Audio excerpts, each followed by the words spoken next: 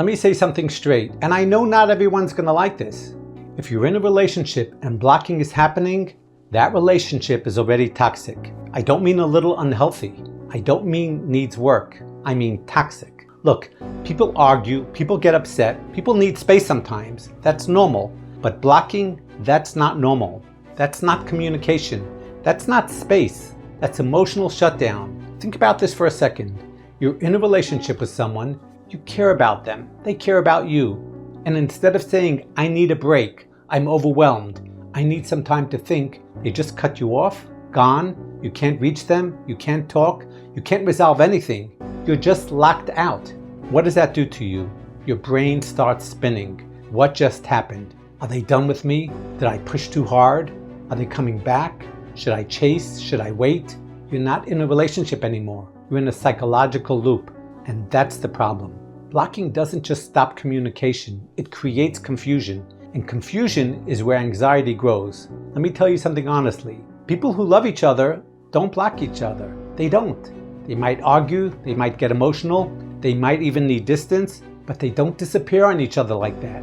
Because blocking is not neutral. It's not just taking space. It's disrespectful. It's abrupt. It's harsh. It's controlling. It's cruel. It says, I get to decide when this exists and when it doesn't. That's not partnership. That's power. And if you're in something where one person can just turn the relationship on and off like a switch, you don't have stability. You have instability. And people feel this. That's why when you get blocked, it hits so hard. Because it's not just about them being gone. It's about how they left. No conversation, no resolution, no respect for what you're feeling, just gone. And now you're sitting there trying to figure it out, trying to fix it, trying to get back to something that just disappeared. That's not love. That's emotional chaos. Now listen, I know what some people are going to say, but what if they needed space? Okay, needing space is real, but there's a healthy way to take space. You say it. I need some time. I'm overwhelmed. I'll reach out when I'm ready. That's respect. That keeps the connection intact while still honoring your needs. Blocking doesn't do that. Blocking cuts the connection and it leaves the other person in the dark. That's the difference. Let me pause for a second. If this is hitting you right now, like the video, follow, subscribe, and share this with someone who keeps getting blocked and doesn't realize what it means. Because a lot of people normalize this. They say, well, they just how they are. No, that's how they function. And how someone functions matters. Because if this is how they handle conflict, what happens long term? Every argument becomes a disappearance. Every issue becomes silence. Every emotional moment becomes cut off. You don't build anything stable like that. You build anxiety. You build insecurity. You build a situation where you're always wondering, am I about to get blocked again?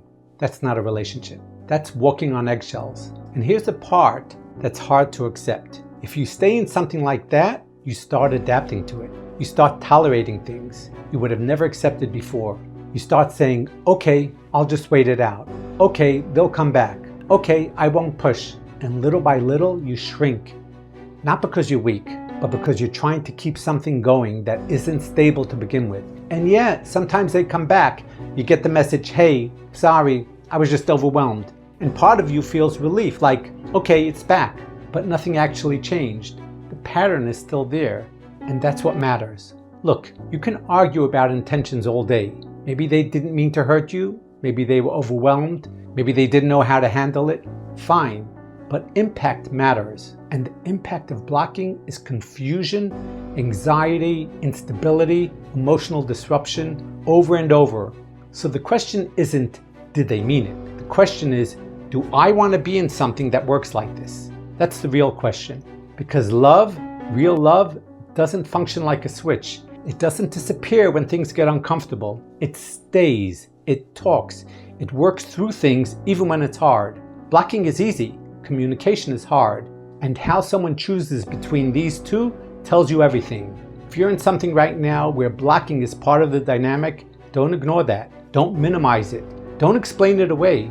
That is not a small thing. That's a core behavior. And core behaviors don't magically change without real awareness and effort. So yeah, this might not be what people want to hear, but it's real. If blocking is happening, you're not in a healthy relationship.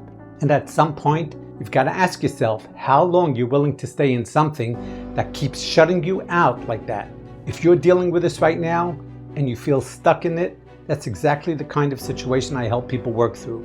Understanding it, getting clarity, and figuring out how to actually move forward. You can book a session through the link in my bio, or reach out on pop call, chat, voice, or video. No pressure, just real help. All right, that's it. Just think about it.